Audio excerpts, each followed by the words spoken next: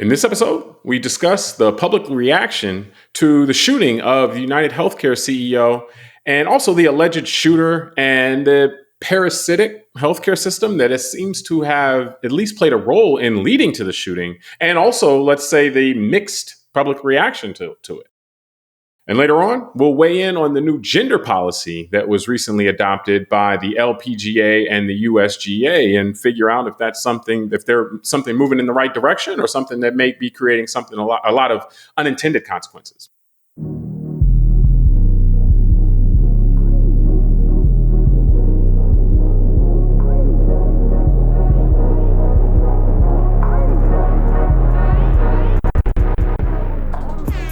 Hello. Welcome to the Call Like I See It podcast. I'm James Keys, and joining me today is a man who's usually quite pleasant, but when it comes to podcasting is a bad man. Tunde Ogunlana. Tunde, you ready to show him your wicked side? Of course, every day. Except when I'm pleasant. Except when you're pleasant. Yeah, exactly. All right. Now, before we get started, if you enjoy the show, I ask that you subscribe and like on YouTube or your podcast app. Doing so really helps the show out. Now, recording on December 10th, 2024. And last week, the CEO of United Healthcare, Brian Thompson, was shot and killed in New York City on the street. And at the scene, the words deny, defend, and deposed were found on bullet shell casings, which with those words known to relate to how insurance companies kind of go about denying insurance claims, it kind of tied this to almost immediately to the idea that this murder of this healthcare insurance company CEO was related to his job and his company and so forth and how they operate and dissatisfaction with that. As of this recording, Luigi Mangione has been arrested for the shooting. And we're learning more about him. But an additional interesting point on this story was that the people's response to this public murder was not all like shock or being appalled or anything like that. There was that, but many were appearing to not be too upset about it or even express some sentiment that maybe he had it coming to him or celebratory, and that's, again, there's a wide spectrum of this, but I'm not trying to paint any particular person or group of people as all being callous to murder, but this was being seen out there in people's sentiment. And, this is maybe due to, generally their sentiment on the healthcare industry as it exists in the United States or the United Healthcare or anything. We don't know, for individuals, but it was definitely out there. So to get us started, Tunde, I want to get your thoughts, kind of on the shooting, itself, but also the mixed, let's say, reaction to the shooting and what was, again, a public murder. Yeah, this is one of those interesting, I think, cultural moments that we see every generation or so, where this will be remembered, I think, years to come. Like you're saying, the public reaction has surprised many and hasn't surprised many. And I know we'll get into the kind of whys of that. I will say to lighten the mood here, this is a serious topic, that I was impressed when I saw that the alleged, the accused shooter's name is Luigi, because as a guy who grew up in the 1980s playing Super Mario Brothers and who loves Italian food, I have a soft spot for that name. So getting that out of the way. Did not think you were going to go. You were going to start there. I was going to go there, but I told you. Well, you introduced me as wicked, so I'm not sure where I'm supposed to go with that. So we'll just say kind things about the name Luigi. Maybe not this gentleman we can be so kind to because he's a murderer. But alleged. Yeah. Okay. But the name Luigi does have a soft spot for those reasons for me. But no, on a serious note, that's why I said I think this is going to be interesting as we move forward. As of this recording, this gentleman was arrested in the last 24 hours, and I'm sure we could turn on the TV right now and see more information coming out. So we're going to learn a lot more. But I think we know enough already that we can have this conversation, which to me is very interesting about our society, because I think what this represents and the reaction. I mean, unfortunately, this guy murdered somebody.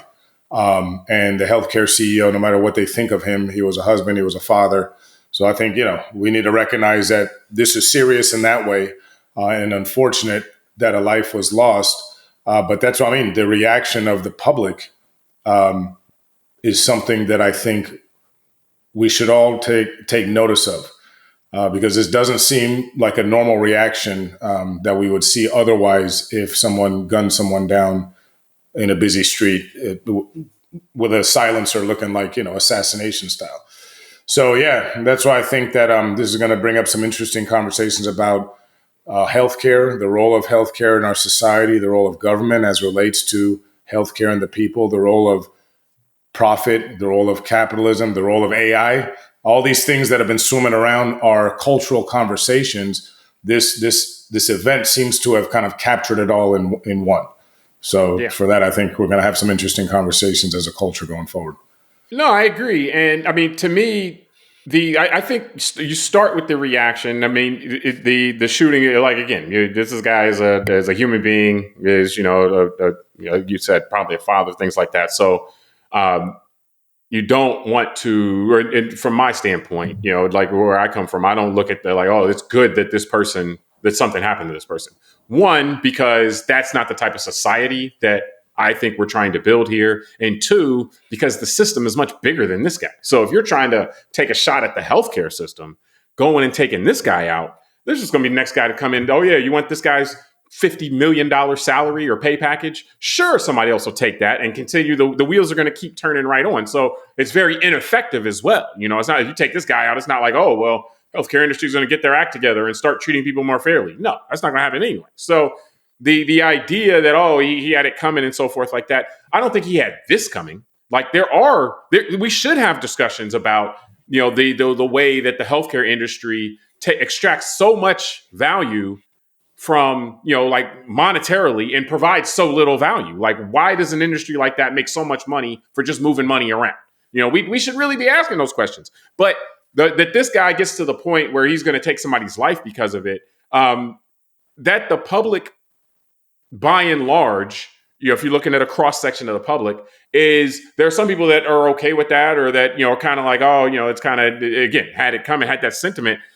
It's surprising to me in a sense, not because I'm not surprised that, like, I think the healthcare industry, the healthcare insurance agency, the private healthcare is parasitic. I think it's a bad setup, and we'll talk about that later. But I use my voice and my vote to try to address that a little bit. And maybe we should do more organizing, but this doesn't seem to be an issue that motivates people from a voting standpoint, at least in large part, or from a collective standpoint. Hey, let's organize. Like, the role of government, by and large, for issues like this, are to make changes that individual people can't make. When you have a government like ours, a government of the people, supposedly of the people, by the people, for the people. So if enough of us think that the healthcare industry is a scam, then what we're supposed to do is get together collectively and put people in power who will address that.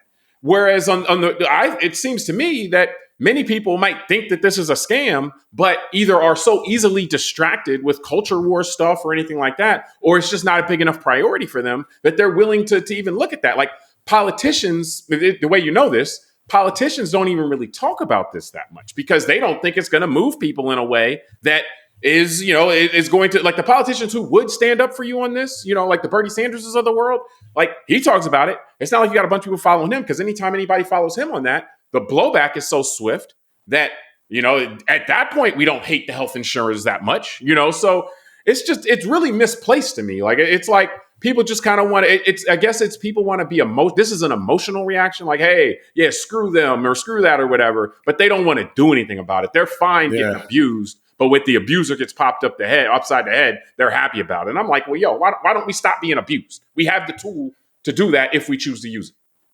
Yeah, I mean, that's where I agree with you. I thought this similar thing just watching all this, which is, this is really a reflection of us, the voter in America, because we allow ourselves to be pushed around with these different messages and memes. I'm sorry, but I kept thinking about the Haitians eating pets from a few months ago, and about the conversations, the hysteria we've had in this country around things like immigration, and the hysteria about the inflation we recently had, which, again, I get it. Those things are real.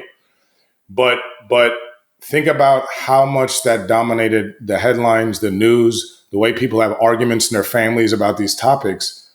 And like you said, and that's what I mean, this is an interesting cultural moment because that this, you could say transgender, any of these topics, and this apparently means more to people right now, at least, than that stuff. But that's why I said this is interesting. 99% of the time, it doesn't.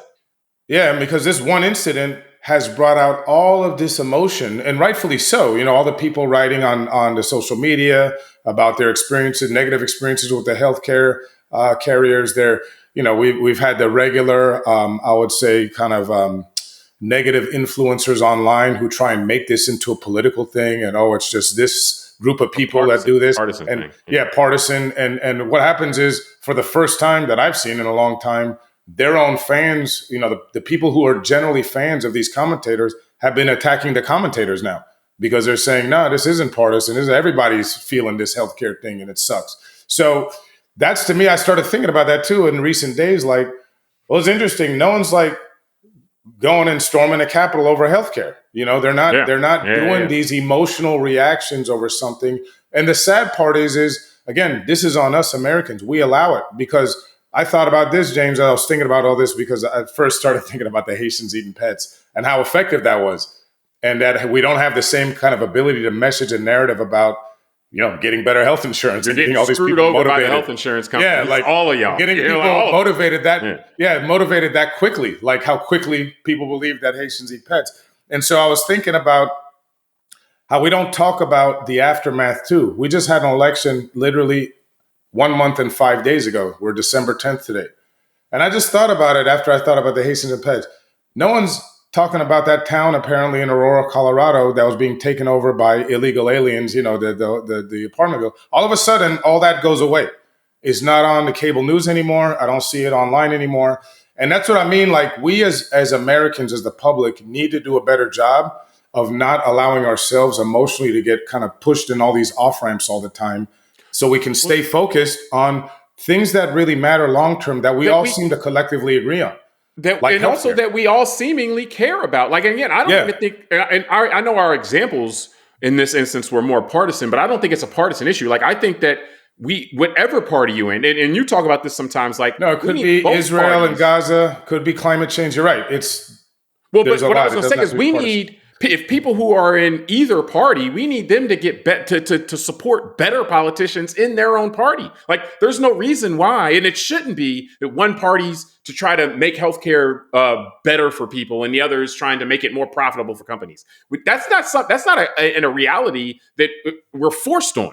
That's because voters in each party are either accepting or supporting politicians with that message. But this is the type of issue that if voters on one side of the aisle say, look, we're only going to support politicians that favor trying to make the healthcare system more fair to people. And then voters on the other side say the same thing. Those politicians will start dancing to a different tune. Right now, it's the healthcare companies and healthcare insurers primarily that give them that donate to them so much and give them so much money that's who they serve. That's who's on both sides, both sides of the aisle. You have a preponderance of people who are of politicians who serve the interests of the healthcare insurers because that's who's buttering their bread.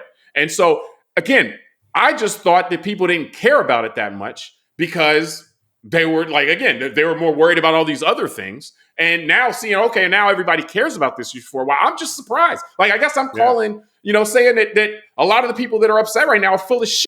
Is kind of what I feel like, because it's get out of here. You're just happy to see this, whatever, but you don't really care about this. You care about other stuff much more because, again, this isn't even trying to say this should be partisan. You support one party for healthcare and another. I'm saying if the 99.9% think we should have better healthcare, then we're all fools for not having it, because that means that we should have both parties trying to dance to that.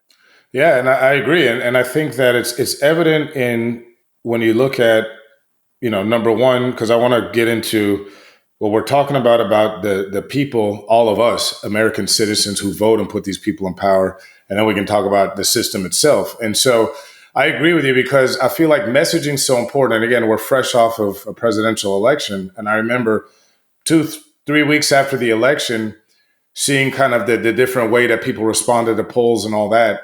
And a lot of people after the election believed that they were voting to repeal Obamacare, but not the Affordable Care Act, right? And it's just, and what I'm saying is, on a serious note, I just thought, at the end of the day, I don't want to call people stupid and dumb and all that, meaning we have to take a responsibility as individuals to read at some point certain, and just try and get your own information without constantly being told by a social media bot or some politician, like you said, that's just trying to sway you in a direction because they're getting donations from some healthcare lobby. And because people were upset, what I saw online, learning that the Affordable Care Act is Obamacare.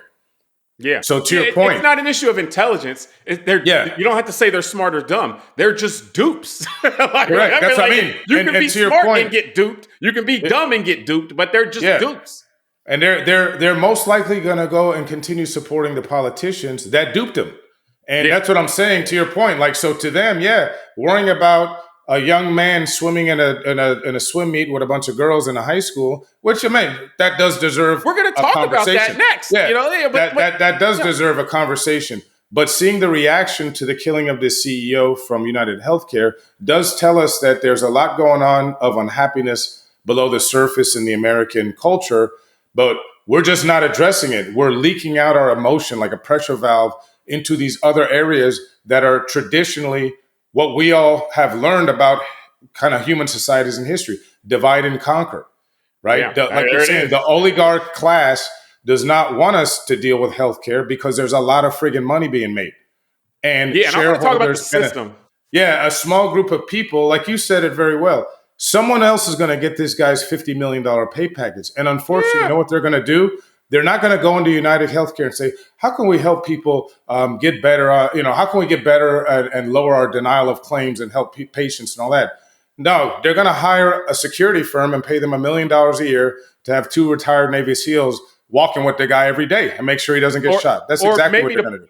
Or maybe they got to boost the guy's pay package because now he's in physical threat. They'll pay him you're just giving million. The next CEO more money. Because, they'll pay him $100 million and raise all of our premiums to do it. So that's what I'm saying claims. And deny more claims. So the thing I'll say, and I'm frustrated about this. I mean, I don't know if it's coming through, but like the thing is that if we're if we're in a government like just a straight autocracy, if we're in Venezuela, then it's like maybe this type of vigilante violence is kind of your only hope. You know what I'm saying? But here, we have the tools to try to address this. We have the tools. We have the ability to do it. If we lock in give us 5 minutes, lock in, we have the tools to try to address it. And as long as we don't just get distracted by some big shiny object that somebody flashes in front of us, and we have the tools to address it. And so this isn't the tool to address it effectively, And so, I just think that if we're going to be serious about this, and again, like I said, I just didn't think people were that serious about it. And I'm surprised that, people are apparently serious or appear to be serious when there's emotional connection. Then if we're going to be serious about it, we have the tools. Let's use those tools. And so, but I do want to get to the healthcare discussion more generally. And there's some people that are saying, they blame capitalism for this, or they blame private insurance companies, kind of just the setup and saying, our setup that kind of, we don't have a system that was set up with people thinking, hey, what's the best way to do it? It kind of just evolved. And we'll have something in the show notes on this. It kind of evolved over time, in the 20th century. Just kind of evolved. And, okay, patchwork here, patchwork there. Oh, we'll fix this with that. And then, so we have a very inefficient system because generally speaking, when you just stack solutions on top of solutions and nobody ever takes a look at the big picture, you end up with something that may function, but doesn't function well. Like imagine trying to build a car like that. Like, we're not going to design it in advance. We're just going to kind of start putting things together and then address whatever problem that building comes up. Building a plane while you fly, right? That's basically it. So drop me off a hot air balloon. I'm gonna build this thing and let's see if I don't hit the ground. Let's see it. Let's see if we can keep it in the air. Most of the time, you're gonna hit the ground. Yeah. So, but you had mentioned, in terms of one of the things that's come up already now is that this CEO apparently was in favor of, or it was behind the introduction of an AI system that denied 90+% of claims. And again, that means no human was looking at it, just AI kind of set up to deny things. And so, do you think, from a healthcare standpoint, there are things that are reasonably attainable? Like, yes, we can try to put politicians in power that will look for solutions and try to implement solutions or ways to make it better, make it a better experience for people, make it less something where it's like we pay all this money and then we probably, when we need it, it won't come through for us, which is kind of the construct of insurance. Is supposed you pay the money in advance and then if you need it, it comes through. So it's not working, right now. So do you think we have fundamental problems that won't let us solve it, or that there are some things that maybe we can and should be doing to look at? And, like, I'm trying to open it up broadly for you. Yeah. No, I mean, look, there's a lot we can look at. There's other countries we can emulate. I lived in one. I lived in Australia for almost 5 years. They had a full single payer system and they had private health insurance as well. And it worked out fine. And they have a lower mortality rates than us. They generally are better health, lower obesity, all that stuff than America. And they spend less. And so that's all I'm saying is there's other models we can choose to follow. We can also, we're smart people as Americans. We've done a lot. So I'm sure we could also reinvent the wheel ourselves and figure it out. I think you say a lot there that I think, each one can be unpacked somewhat. And I know this is a complex issue, so we can't cover everything in this discussion. But for example, you said something about a patchwork of things through the 20th century. And that's true. When you look at things like HMOs, PPOs, I mean, all these different complexities that all, began decades ago and then sprouted their own different branches. And, it's just a big mess now. The other thing that is interesting to break down is if you look at the way that healthcare is delivered in this country, about 40% right now is government spend directly. And that would be the big ones, Medicare and Medicaid, and then military. We got almost 3 million active duty and we got millions of veterans. So one thing I've never heard I shouldn't say never, everyone has a time that they feel they can complain about something, but generally the VA, Social Security, Medicare, Medicaid have run pretty smoothly. I know there was issues with the Walter Reed Hospital with the VA. I know people can point out certain things, but generally you're talking giving healthcare to millions of people is generally worked out well for most people in those programs. Now, we have then another 6% roughly of the population who get Affordable Care Act, subsidies. So that's a subsidy to health insurance from the government. So that's around 46%. And we can round that up and say half of Americans roughly already get their government paid directly or subsidized by the government. And so the other half are people like you and I that have private insurance. So I think this is all part of this conversation. And a lot of them, the vast majority of them actually, not like employers. At least not like me, not exactly. Like you, because we have our own businesses, but like they're people who get it through private, correct, private employers for the private sector. So yeah, and that's what I'm saying. So we're having this conversation, like you're saying about building the plane while it's flying or building the car while it's going. We're trying to have these conversations about building it just one piece at a time without any plan for how to make it work well. So that's what I'm saying. Even worse, in my opinion. But we're not having that open conversation to even really have a national conversation about what are we doing now. That's what I mean. Like most people wouldn't even understand that or just don't know that almost half of the spend on healthcare already comes from the government. If you look at, I was looking at some stats that we can share, and I know we'll be in the show notes. Well, that's direct government too, because remember, even through the health insurers, the government is paying some of those. That's what I was going to say. Costs as well. In 2021, United Healthcare's revenue, 77% of it came from the government, and I think that's one of the big open secrets with a lot of this wealth class is that a lot of them come. A lot of money is made from kind of sucking on the teat of the U.S. Treasury. And, whether it's Tesla, SpaceX, Amazon's defense contracts, all that kind of stuff. Lockheed Martin's CEOs and executives are making all their money just on defense, right? And selling military equipment to local municipalities. So we are okay with having private contractors do business with the federal government. But at some point, we've also made decisions that would, like the Defense Department is a great example.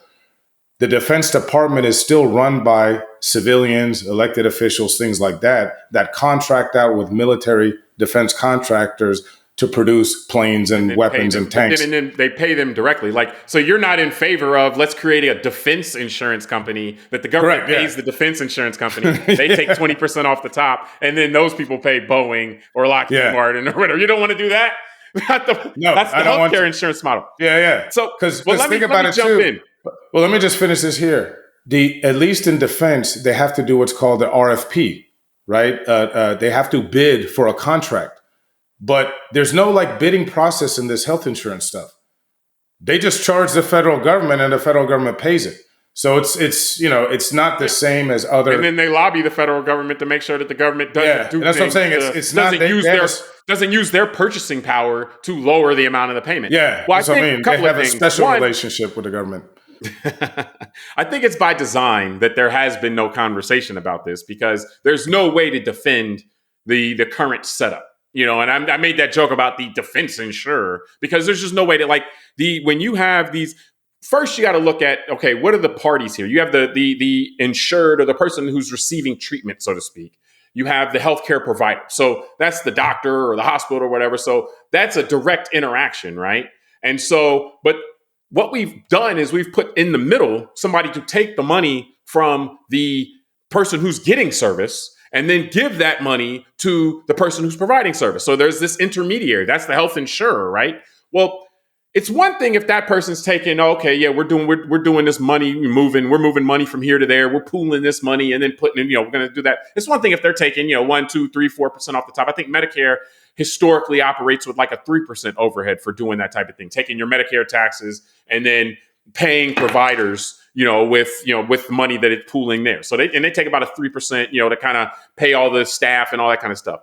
These health insurance companies will run like 20% overhead. They'll take off the top, and it's like, so hold on, they're collecting all these premiums and everything like that, putting 20%, and then they're taking that for themselves, which is how you pay a CEO $50 million or $100 million a year, these pay packages or whatever. And then the 80% will go to the provider. So, but the health insurer is not doing anything but taking in and paying out money. They're just moving money. So we have this situation basically where it is the most inefficient way to do it possible. Like, we couldn't design a more inefficient way to do it. And the reason why nobody wants to have, or people aren't having that conversation, is because the inefficiency is profitable for someone. And that someone is then lobbying the government. They're becoming a counterweight to say, oh, we don't want to change this. We don't even want to talk about it. So this is what I mean. Like, we have the tools to overcome that as individuals in this country. A lot of countries, you don't have the tools to overcome that. When, like that, you got these setups with the oligarchy. And it's like, yeah. These people are just all had their hands in the pocket of the Treasury, the U.S. Treasury, or the government Treasury. And that's it. So our setup is fundamentally designed to maximize profit for the middleman who does nothing. It doesn't actually maximize profit for the healthcare provider either. A lot of them struggle and so forth. Yeah. So on both sides, the people that are that need the care and that are doing the care struggle, and the people in the middle who are just moving money back and forth are living like fat cats. So our system is designed in the most inefficient way. And I think what we have to come to grips with is that while in some areas we've already understood that kind of the capitalist approach is not the right approach. And I believe in capitalism. I think capitalism is a great tool to have in your bag to drive efficiency, to drive innovation, and all those things. But it's not for everything. Like, I wouldn't want a capitalist police department or a capitalist fire department. I just don't think that would be a good idea in terms of the incentives that we want the police department to have or the fire department to have don't align with the type of incentives that capitalism is really good at, that the incentive structure capitalism is really good at fostering. I think health insurance is the same thing. Their incentives as of right now, based on with a capitalist structure, is to take as much premium in as they can and to pay out as little in claims. That's their incentive. That's how they increase profits. They don't increase in profits by being better at providing care, because they're not providing care. All they're doing is moving money from one place to another. So the way they increase their profit is skimming more off the top as they're moving the money. So the setup just isn't one that fosters a effective approach to paying for the healthcare. And so ultimately, until we come to grips with that, I mean, we're going to be chasing our own tail. It's interesting because I want to give some of the economic stats because I think it's good. But as you said that, it made me realize this is what I mean by, and I'm glad you said that in that way, by we as Americans need to get past our ability to be constantly manipulated by politicians and the oligarchs, the people that own the cable news networks and all that. My point is, because what's the alternative to this? Like I mentioned about me living in Australia for years. Every time someone brings up an alternative to the current system, what is the first thing that they get knocked back and the public buys into this? They're socialists. Remember, Sarah Palin was about death panels, and that got into the whole thing that, and then here's the thing, though, because I have a health insurance license in the state of Florida.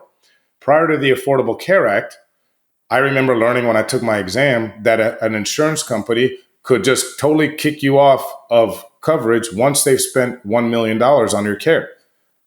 So people on life support, on other things where it costs a lot of money to sit in a hospital on a bunch of machines every day, maybe after 12 months or a year, they've already spent $1 million. And that's when they can tell the hospital, we're no longer paying for this person. And just to jump in real quick, understand in our current setup with, again, what would the incentive of the insurance company be at that point? Would the incentive be to continue to pay because this person might have been paying premiums for such a long time? No, their incentive is to cut them off. So we set we're set up for failure there if you want actual coverage. But what I'm saying is, in the end, it's kind of the same thing as a death panel. But again, Sarah Palin wasn't using death panel. That's what I mean. But she think about the importance of language. That's what I mean about us being manipulated. She wasn't using that to talk about the private healthcare system. She was using it as a way to scare people about if we were to have a public option, you'd have these bureaucrats making decisions. Well, what's the difference between a bureaucrat in a government and a bureaucrat at a big company like United that has 440,000 employees? That's like a small big country. Difference. One of them gets more money in their own pocket by cutting you off, and the other one's getting the same salary either way. So I would much rather. And the other is accountable to the people through the voters, right? Because if the government, we're not all shareholders of United. So we have a much more difficult time. And this is when you see, unfortunately, the way some people want to carry out this vigilante justice as a way that they feel is the way to solve it. Obviously, we're not advocating that. But so that's kind of what you made me realize. I was like, this is why we need to be better as Americans in sifting through some of this. We get the government we deserve, but go ahead, exactly. Final point, because I want to wrap up. But the final point is, I just looked up the stats. So our GDP, as the most recent number, is $27 trillion. As of 2023, 16% of the GDP was spent on healthcare in the United States. So I did the math. That's around 4.32 trillion. And my concern is, this is what I'm going to finish with, is again, as Americans, because of our frustrations and the way that we are constantly being manipulated by our own leaders, we have just elected a new administration that has already told us that the incoming president in a debate told us he has concepts of a plan to deal with healthcare. And this, like we're saying, seems to have struck a nerve in the American people, the American psyche, this whole healthcare topic now. And so what I think we should all be prepared for is that this may not get any better in the short run, because not only do we have an incoming group of people that have already told us they want to dismantle whatever we have now and haven't given us a plan of how they're going to replace it, we also now have a cabinet that's being staffed with billionaires, including potentially the world's richest man, to be overseeing that $4.3 trillion of our economy. And they're supposed to be, quote unquote, cutting waste. So I just think that we all need to be vigilant. This is somebody who also gets a lot of money from the government too, and he's going to be in charge of how the government spends money. So there's a lot of self-dealing, but that's what I'm saying is we need to be prepared as Americans that this is probably not going to get better anytime soon. And what are we going to do about it? That's really where I am. I mean, that's the biggest question. So, and I'll just say this, kind of to end it. And you're right. When people talk about trying to try other ways to fix this issue that, again, people apparently care about now, or are just expressing that they care about, they are like, oh, the socialists, this and that. And I always find that bizarre. And I just want to kind of end with this.